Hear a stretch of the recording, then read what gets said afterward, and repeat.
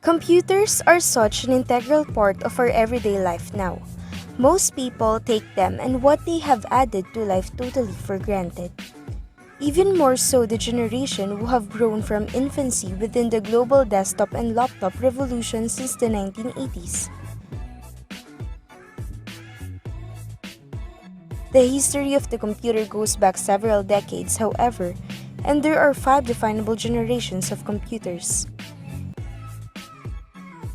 Each generation is defined by a significant technological development that changes fundamentally how computers operate, leading to more compact, less expensive, but more powerful, efficient, and robust machines.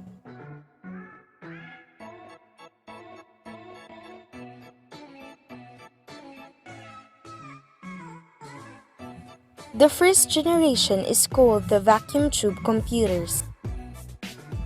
These computers use vacuum tubes as the basic components for memory and circuitry for central processing unit.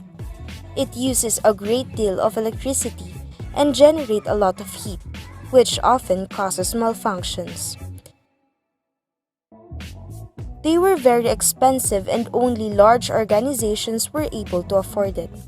First generation computers relied on machine language, the lowest level programming language understood by computers, to perform operations, and they could only solve one problem at a time. Some examples of the first generation computers are ENIAC or ENIAC, acronym for Electronic Numerical Integrator and Computer. It is considered to be the first operational electronic digital computer in the United States. It is developed by Army Ordnance to compute World War II ballistic firing tables. The second one is the Colossus. It is an electronic digital computer built during World War II from over 1,700 volts. It was used to break the codes of the German cipher machine that was used by the German High Command. The Manchester Mark I is the world's first commercially available general-purpose computer and is developed at the University of Manchester in 1949.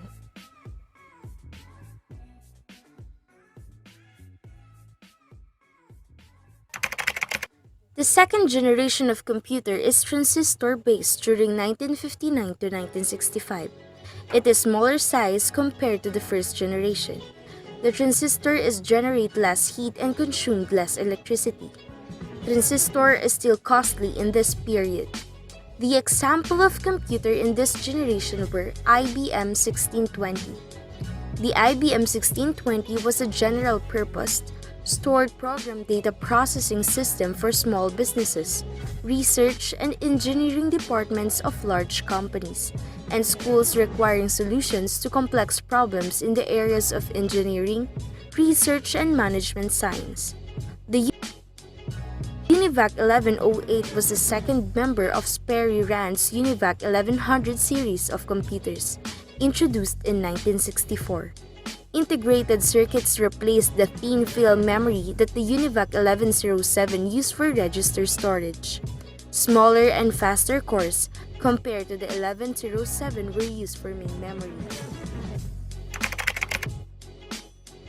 The third generation was considered as computers with integrated circuits or IC, and also considered as the greatest achievement in the period of this generation. IC is a single component containing a number of transistors.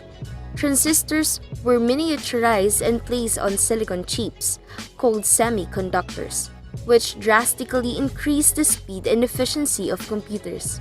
It was actually invented by two individuals, Jack Kilby and Robert Noyce. With the help of their invention, it is better to use because it is much smaller and cheaper than those of prior generations. It's also better compared to the second generation because of more reliability, more powerful, faster, and they are able to run many different programs at the same time, but still fairly costly. Some computers of this generation are IBM 360 series, UNIVAC 1108 or 1106, and Honeywell 6000 series. IBM 360 series contained custom hybrid integrated circuits worked with 32-bit words, and used 360 assembly language. It was this computer that processed data concerning lunar landings at NASA. Its mainframe could run programs of earlier systems, making it more useful and valuable. It and its succeeding models were ultimately a huge impact on the computer world in terms of workload and power. UNIVAC 1108 was introduced in 1964. Integrated circuits replaced the thin film memory for register storage. They contained smaller and faster cores for main memory of the UNIVAC 1107. In the end, 296 were produced. In 1969, an identical machine was produced, the UNIVAC 1106. It was slower but cheaper for its customers. An alternate memory system that wasn't as expensive or efficient was used in it. Honeywell 6000 series was a long-lived family of mainframes, in production from 1970 to 1989.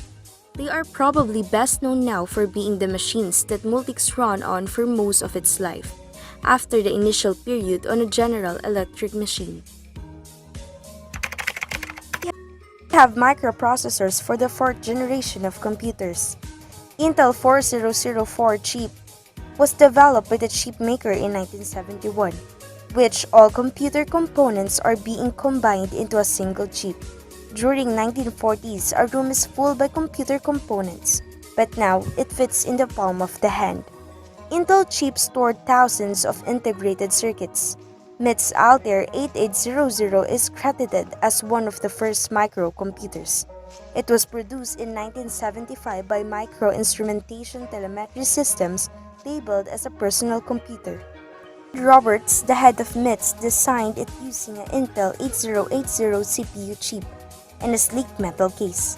You could run basic language on it, written by Bill Gates and Paul Allen, sold as Altair Basic, which became their company's, Microsoft's, first product. Steve Wozniak first developed the original Apple computer, Apple I, in 1976. It was Apple's first product, a small personal computer. Wozniak and Jobs were the true co-founders of Apple.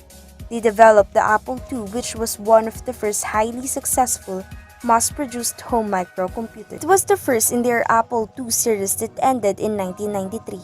They ran ROM and Integer Basic developed by Wozniak. He also developed Disk2, a floppy disk drive for storage, in 1978. Apple also introduced the Macintosh in 1984, based on the Motorola 68000 microprocessor. It was not initially commercially successful, but eventually became so with their introduction to desktop publishing.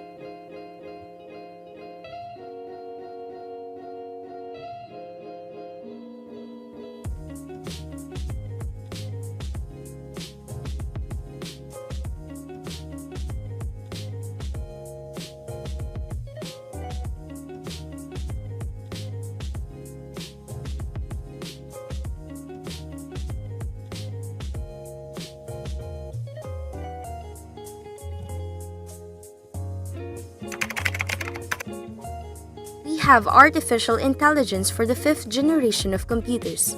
It is an area of computer that works like a human, including solving problems, planning, and also learning. It aims to create an intelligent machine.